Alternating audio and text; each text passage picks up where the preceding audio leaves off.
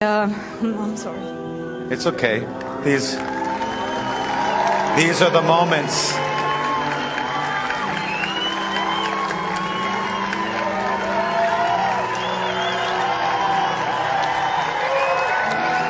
These are the moments, Ons, that can take us away from the world for a few minutes, where we can focus on sports. We can focus on the people we love.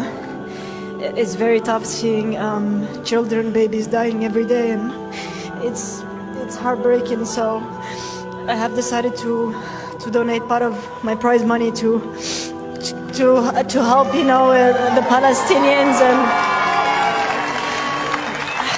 And I cannot be happy with just this win. What's happening. I'm sorry, guys. It's supposed to be about tennis, but it's very frustrating looking at videos every day. So I'm sorry.